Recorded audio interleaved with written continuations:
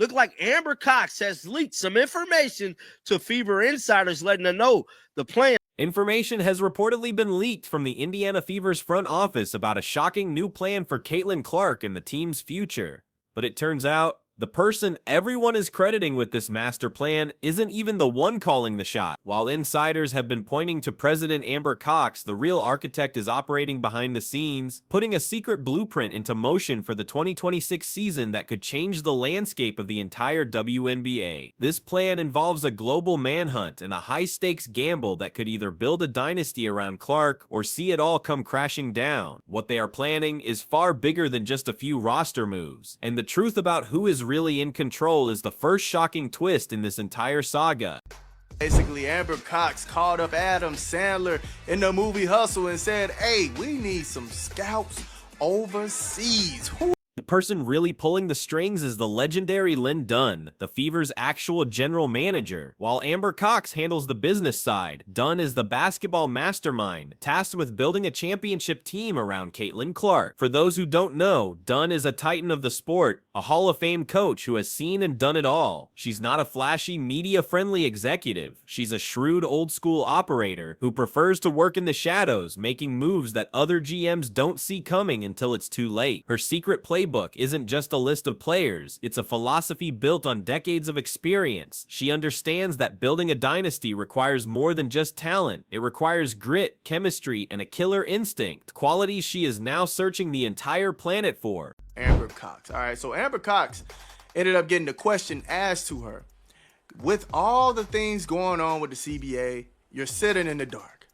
How do they prepare? How do you prepare specifically for off-season events they don't have information on, right? Because they are in the dark. They don't know what's going to happen. We don't even know if 2026 is going to be. Dunn's first major initiative is already underway, a global manhunt for undiscovered talent. Right now, she's reportedly channeling her inner Adam Sandler from the movie Hustle, telling her scouts to scour the globe for hidden gems. Dunn knows that with the WNBA exploding in popularity, the talent pool is deeper than ever, and the most dominant players of tomorrow might be playing in obscure leagues in Spain, Australia, or Turkey today. She is activating a vast international network to find the tough defensive-minded players who can protect Clark on the court. This isn't just about finding cheap labor. It's a strategic move to find players with a different style of play, often more fundamentally sound and skilled bigs, who have been trained to shoot from a young age, a skill set that is surprisingly rare in the American college system. This isn't regular off-season scouting, it's a targeted global search for scalps, and the woman in charge is a legend with a secret playbook.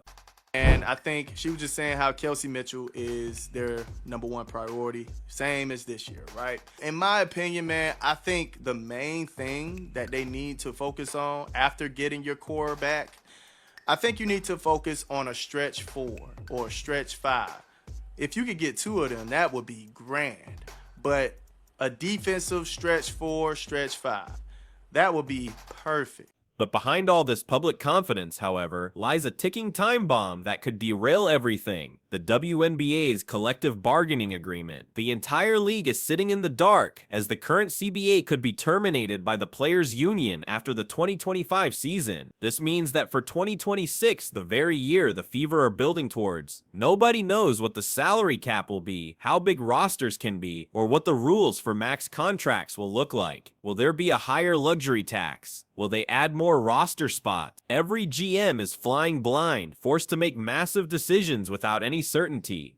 It's a terrifying position to be in, but sources say Dunn is using this chaos to her advantage, planning moves that will give the Fever maximum financial flexibility when the new rules are finally revealed. They are preparing for a storm that could swallow other teams whole. So basically, Amber Cox came back and said, I think we control the controllables, right? You start prepping for, obviously, the college season, for what's going on internationally, planning out our scouting, both domestically and internationally. Before they can look to the future, the Fever have to secure their present, and Dunn has made it clear that their #1 priority is the same as it was this year, re-signing veteran scorer Kelsey Mitchell. This isn't just about keeping a good player, it's about cementing the third pillar of their future dynasty. She is the battle-tested leader of this team. With Clark as the revolutionary playmaker and Aliyah Boston as the dominant force in the paint, Mitchell is the explosive, reliable scoring threat that keeps defenses honest and prevents them from loading up on the two young superstars.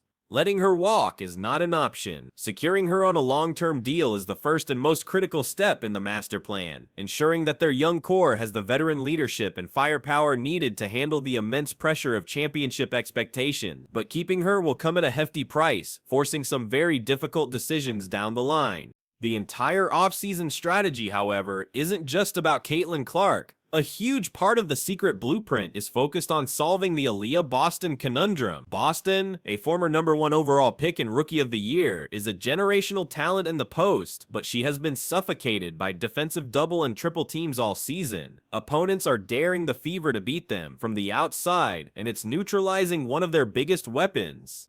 Dunn knows that for a true dynasty to be born, Clark and Boston must become the most unstoppable inside-out duo in the league. The front office is now convinced that the only way to unleash Boston's full potential is to surround her with shooters, forcing defenses to choose between guarding the perimeter and dealing with a monster in the paint. This plan isn't just for Clark, it's to make Aliyah Boston the co-dominant force she was always meant to be. To solve the Boston problem and unlock the offense, the front office is now laser focused on finding a true unicorn, a defensive stretch 4 or stretch 5. This isn't just about adding another player, it's about finding a specific archetype that could make them unbeatable. A big who can consistently shoot from the three-point line would pull opposing centers away from the basket, creating wide open driving lanes for Clark and giving Aliyah Boston the one-on-one matchup she feasts on. Imagine the nightmare for opposing coaches. If they leave the shooting big open, it's an easy 3. If they cover them, Boston has a direct path to the rim.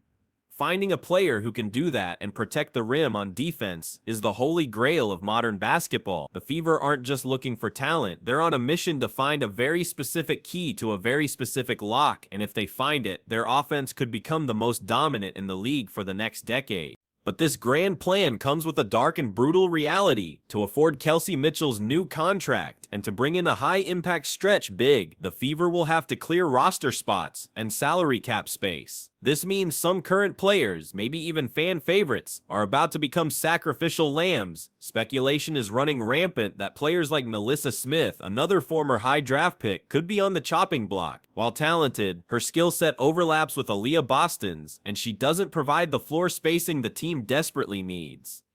This is the cold, hard business of building a champion.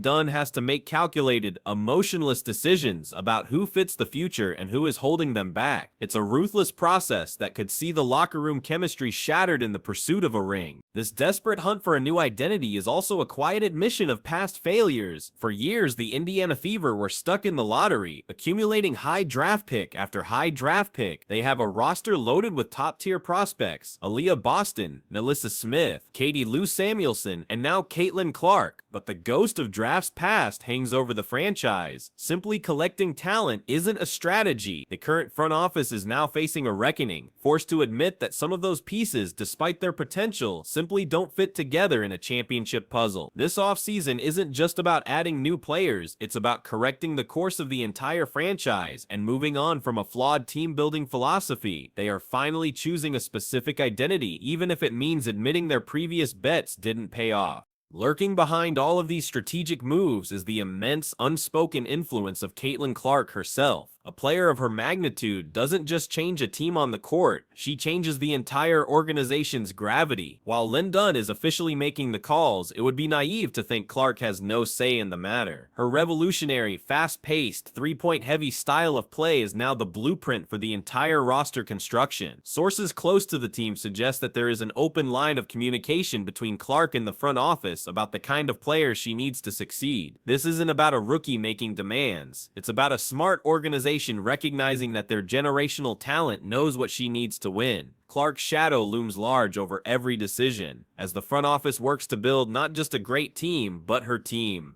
Ultimately, this all comes back to Dunn's simple but powerful philosophy: control the controllables. While other teams might be panicking about the CBA uncertainty and the pressure of the new WNBA landscape, the Fever are quietly executing a meticulous, multi-pronged assault. They are securing their core by prioritizing Mitchell, hunting for their unicorn stretch big on the international stage, and preparing to make ruthless cuts to make it all happen. This isn't a reaction to the chaos. It's a preemptive strike designed to have them 5 steps ahead of everyone else when the dust settles. The final gambit is in motion. The pieces are being moved in the shadows, but with the entire league about to enter a period of unprecedented change, the biggest question remains: will this incredibly complex and risky plan be enough to build a championship fortress around Caitlin Clark before it's too late?